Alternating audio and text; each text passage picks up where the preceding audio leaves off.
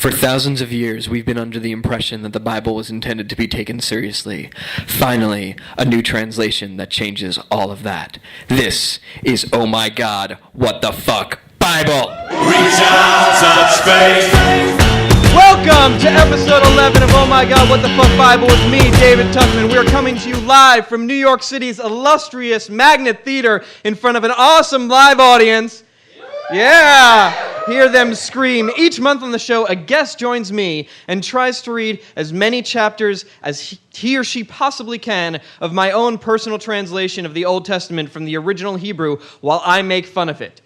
Today is Monday, August 19, 2013. I am very excited to be here at the Magnet. This is one of my favorite places to see comedy in the city. I haven't been able to be here in a while because I've been spending my free time like an idiot translating the Bible, and I'm honored to be back here and to be on this stage right now as part of their test drive to maybe continue doing this show here.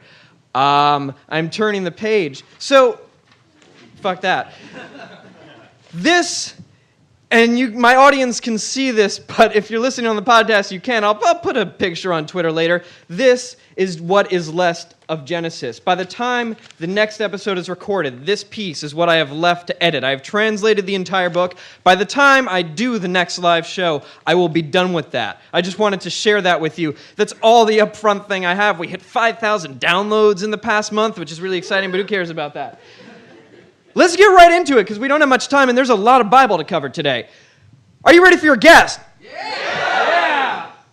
This guy is a very old friend of mine. I think he's the oldest friend I've ever had on the show who agreed to do the show. He is a student, he is a writer, and he is a rabbi.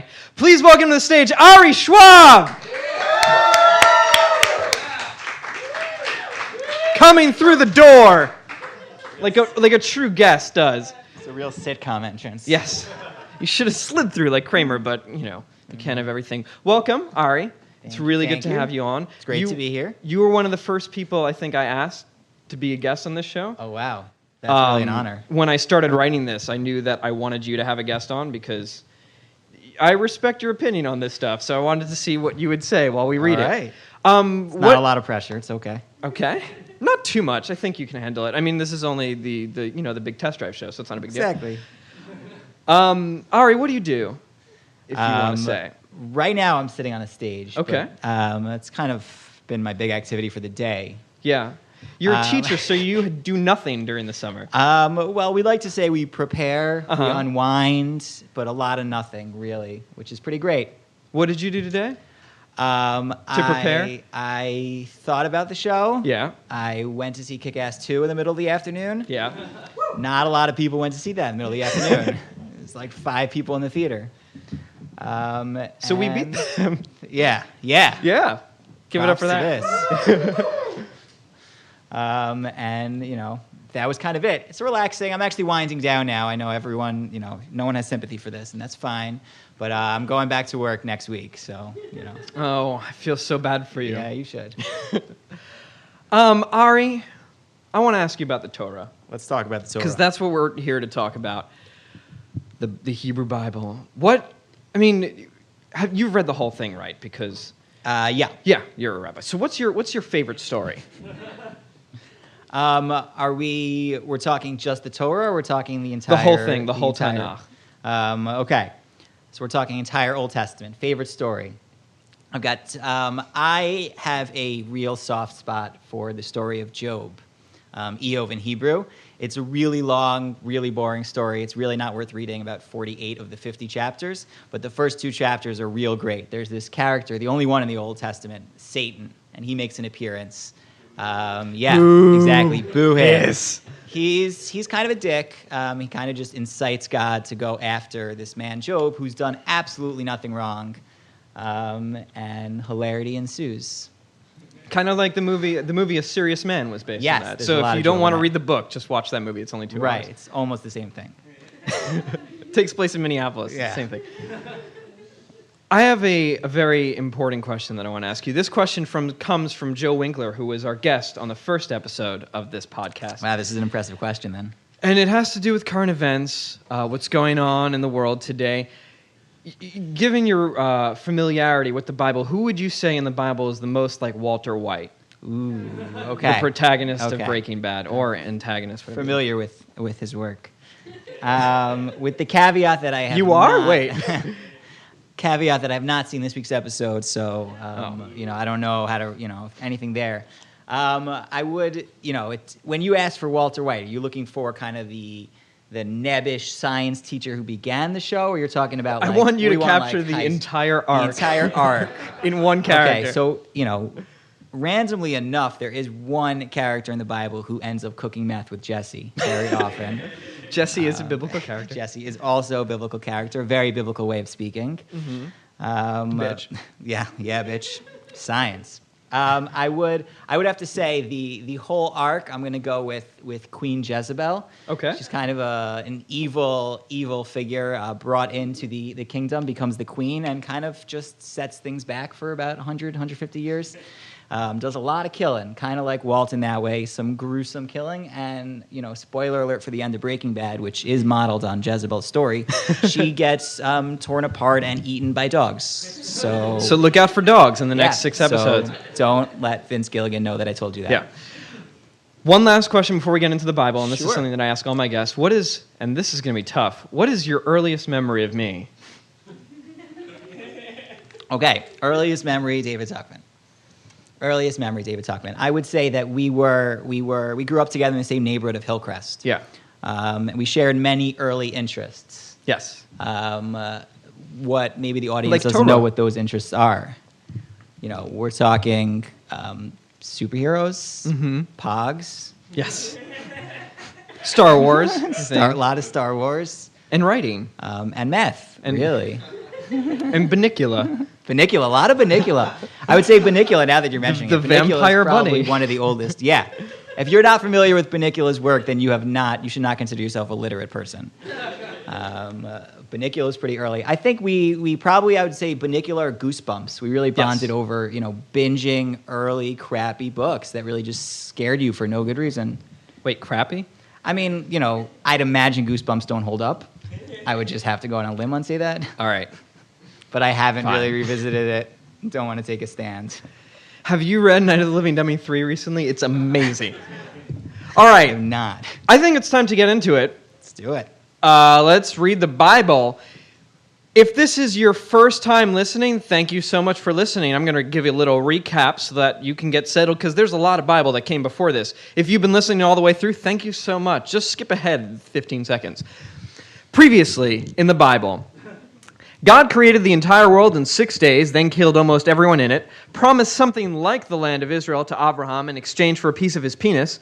Abraham had a kid named Isaac, or Yitzchak. Yitzchak had one hairy and one not-so-hairy son, the older of which sold his inheritance to the younger one for a cup of soup, and not a single person has got married. This is Torah, a loose translation. In the beginning, chapter 18, in which Esav rebels against his parents at 40. Now, Esav was 40 years old when he took Yehudit, Be'eri of Chit's daughter, and Basmat, Elon of Chit's daughter, as his women. His spirit rebelled against Yitzchak and Rivka. Okay, that's chapter 18. Chapter 19, in which Rivka helps Yaakov swindle his blind father. That's it, yeah. Yeah. All right, let's get started. This is why I would say this is one of my favorite stories. Oh, me too. This is great. This is great. So many this is moral really fun. lessons in this Definitely, it caused a lot of anxiety for lots of different people. And, us least of all. Yep. So let's go. Yitzchak was old, so old. His eyes stopped working so good. Yitzchak called for Esav, his bigger son. "My son," he shouted. "Sup," Esav said. "I'm old now," Yitzchak said. "I don't know what day I'm going to die." Nobody does. But, okay, according to Rashi, medieval commentator, who I quote a lot because he has crazy things to say, the reason Yitzchak says he doesn't know what day he's going to die is because that back then, before people understood genetics, they thought that they would just die around the age their parents did, which is a reasonable assumption. Since Yitzchak was getting up there, he kind of thought he was going to die any day, even though he wasn't sick and was just blind. I don't know what day I'm going to die. Please, take your bow and your sword. Maybe. This could also mean your bow and your quiver, which makes a little bit more sense. But Esav hunting with a bow and a sword is much cooler. And catch something wild for me from the field. Then, dramatic pause. Oh, yeah, take the Yeah, we're paper done with clips these. off. Make something delicious that I will love and bring it to me so my soul can bless you before I die. My soul can't bless you on an empty stomach, kid. Rivka heard everything Yitzchak told his son Esav. Notice it says her son, or his son Esav, not their son. Just notice it. I'll come back to it later. Esav went out into the field to hunt. I just heard your father talking to Esav, Rivka told her son Yaakov. See, her son Yaakov. Here it says her son. In this way, the Bible reminds us that Yitzchak and Rivka are really bad parents. Rivka then did a bad impression of her husband. Bring me a wild animal from the field, Yitzchak said, and make me something tasty. After I'll eat, I'll give you a Yehovah before I die. That's not what Yitzchak said. She's not a very good witness. Listen, kid, Rivka said, do what I tell you. Go outside and get 2 big, fast kid goats. Oh, sorry, fat kid goats. Not fast. Fat, not fast. Slow. Too big. If they're fast, you won't be able to catch them. Preferably slower, Yeah. fatter kid goats. The fatter, the better. I'll kill them and make your father his favorite tasty dish. Bring it to him. He'll eat and bless you before he dies. We just decided he's about to die. My brother Esav is a very hairy man, Yaakov said. As previously established, Esav was born surrounded with a cloak of his bright red body hair. He was sometimes known as Little Red Body Hair. And I pretty much have alopecia. If my father touches me, he'll see through our trick. He won't bless me. It'll be like opposite day. He'll curse me. I tried my hardest to make that not sound goofy, but I failed completely.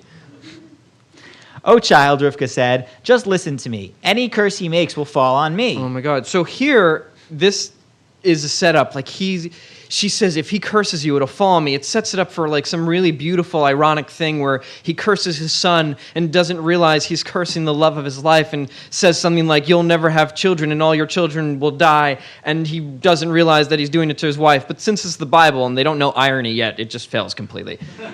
And this doesn't happen. Not here, at least. Not here. Later. You've got They another figured one it out. coming up in a few chapters. Yeah. That story, but you guys will have to wait for that. You'll see. Yeah, where'd I go? Go and get what I asked for. Yaakov did what his mother wanted. Setting a standard no Jewish son would ever meet. Fair. I was imagining right now Yaakov as Buster Bluth. Oh. So that made me interrupt this. He basically is. He's described case, earlier as yeah. like he likes to sit in tents. Yeah, he gets it. He's Yeah. all up in the juice. Rivka made her tastiest dish, the one Rivka loved. I really want to know what this dish is, but I'm starting to think we're not going to find out. She dressed Yaakov in the best clothes Esav had in the house They were all made of his gross hair. and covered Yaakov's hands and the hairless part of his neck All of it. with the skin of the kid goats. So this, if you can imagine, this is a little bit like that Silence of the Lambs scene. Where Yes. he puts the other guy's face on. Right. So yeah, that's where we're going with this. That's where they Last, got the idea. She put the tasty food and the bread she'd made in Yaakov's hands. Yaakov went to his father. Dad, Yaakov said. I am here, Yitzchak said. Who are you, my son? I am Esav, your firstborn, Yaakov said. I did what you told me. Please, get up, sit down, and eat. Please don't confuse him. Then your soul will bless me. So that's the original phrasing, which is weird because that's not what his mother said to him.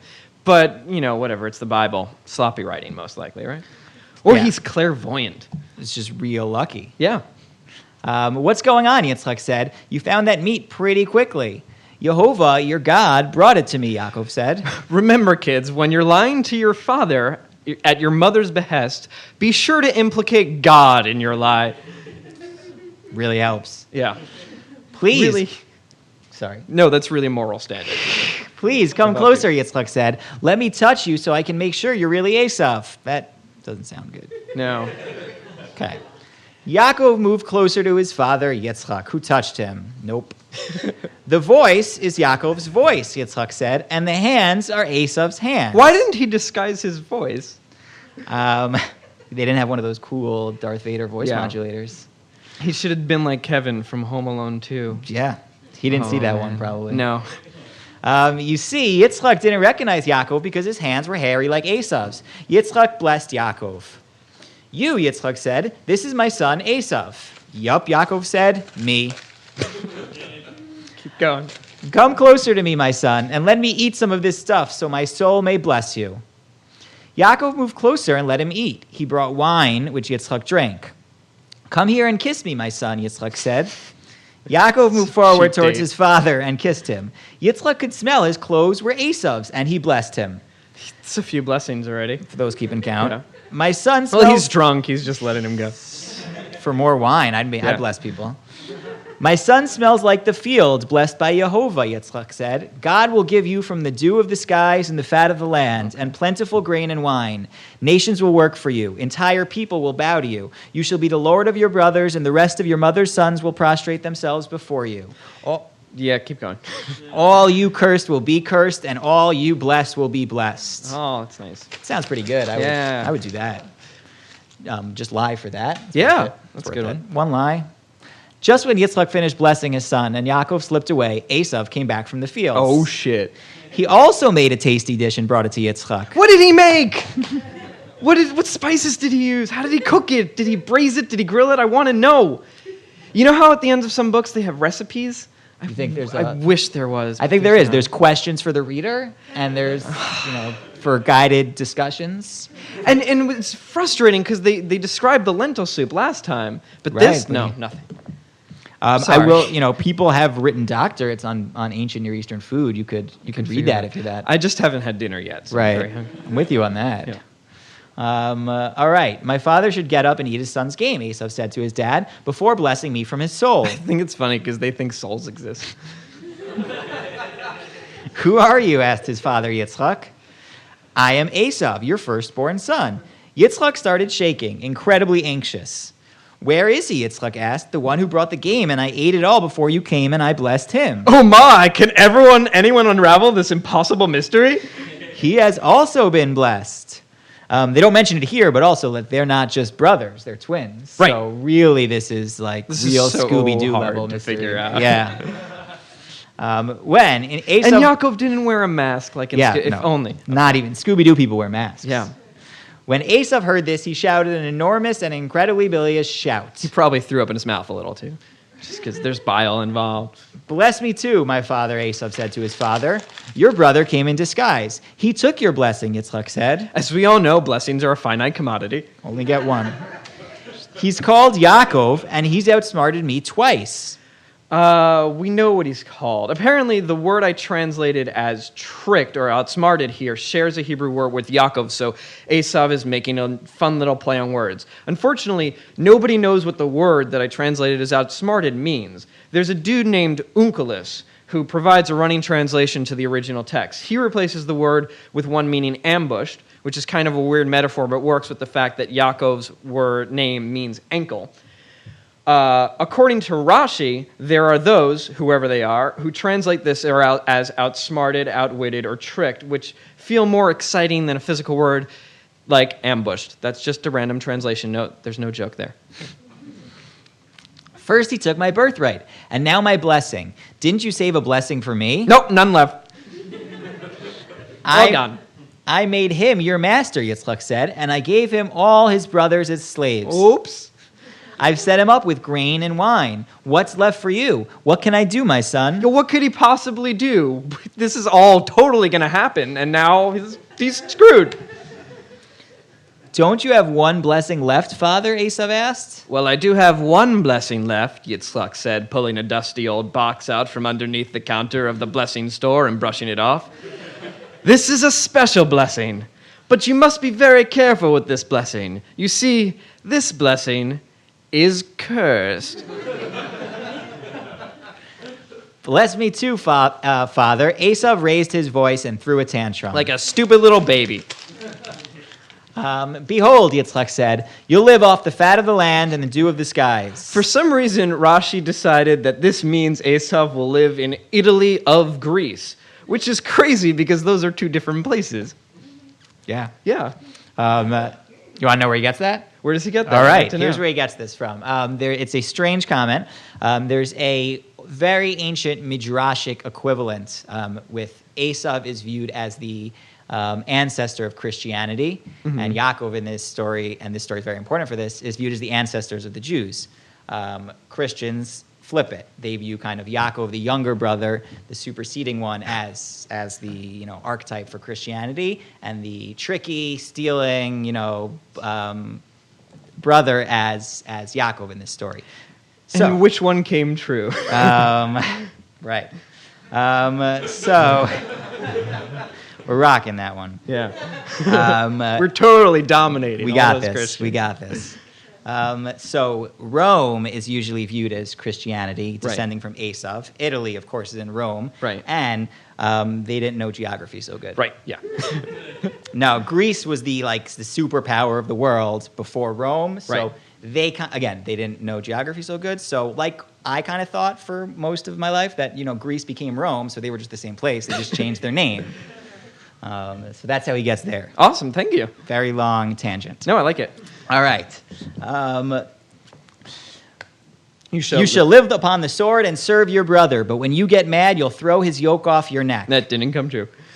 Esav was kind of pissed at Yaakov for stealing his blessing. It's an understatement. Yep. The days of mourning for my father are coming, Esav said in his heart. He crawled up inside his heart and talked to him. Then I will kill my brother Yaakov. Oh, shit. Someone told Rivka what Esav said. Esav only told his plans to his heart, so he must have a snitch somewhere in his cardiovascular system. Or God did it. She sent out and called to Yaakov, her little boy. So, your brother Esav kind of wants to kill you, Rivka told Yaakov. Listen to me. Because that went so well last time. You should run away, like a coward, right now. Go to my father Lavan in Haran. Spend a few days there. Let your brother calm the fuck down. Let I or Eb or whatever. He'll forget what you did. Then I'll send for you and bring you back. What should I worry about you killing each other? The end. That's chapter 19. Thank you, Ari. Thank you. Thank you so much for reading. I think we do not have time for another one, unfortunately. But now we do have time for a segment called our Devar Torah. Okay. And what does Devar Torah mean in English, literally? Dvar Torah would be literally a thing, or here in this context, a word of Torah. And what does Torah mean? Torah is I guess the most narrow definition is the 5 books of the Old Testament, the first 5 books that we're translating now, but it's kind of largely taken to mean all of Jewish wisdom and Jewish thought. Right. So like a Dvar Torah could be about this, or Dvar Torah could be about something else crazy. But literally, it means book word or book yes, thing. it means literally teaching. Torah is teaching and a book. So in Oh My God, What the Fuck Bible's Devar Torah, I want to know, can you sum up everything we've read into one word? What's your book word, Ari? One word. One word. Not 2 words jammed into one. You can, if you can make a nice little portmanteau. I would say brotherhood. I like that. Oh. Mine is The second word would have been sucks. Yeah. But that is what this chapter's about. Beautiful. Mine was lies. There you go. Just because that's a theme of all these people, Avram, Yitzchak, and Yaakov. Genesis is a lot of that. They're kind of liars. Not a lot of people telling truths. Kind of just a lot Nope. of tricks. A lot of schemes. lies. Yeah.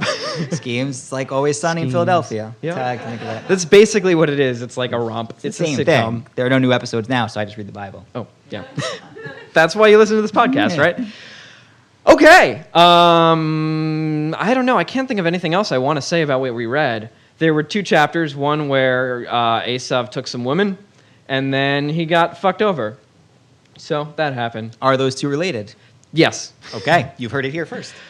Usually I try to sum them up, but there wasn't too much going on, so you got 1 chapter. There it is. Ari, is there anything that you want to plug? Anything that you want our audience to check out? Anything you've written recently that you think might be cool? While you do that, I'm going to write your little promo for next month. All right. I don't really not doing a lot of writing, but I'll do a plug for kind of me and my friend Joe Winkler, who's here right now. He does a lot of writing. We worked on a piece recently about some movies. Pacific Rim. If you hadn't seen it, see it first and then read the piece. But if you're not going to see it, then just read the piece. So check that out. That's on Medium. And you can check me out on Facebook. But right now, Project Less Zone. So I'm just going to talk a little bit until he stops writing. Yeah. And then we'll call it a plug. So I wrote on the wrong paper first, so I had to do it on a different one. All right. But here it is. You ready?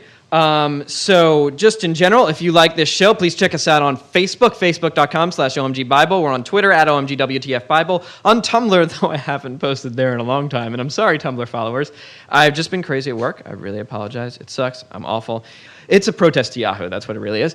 The website is omgwtfbible.com. You can listen to us on Stitcher. Though if you're listening right now, you know where you can listen. I'm just going to tell you. You can listen on Stitcher, iTunes, any real podcast app that you have.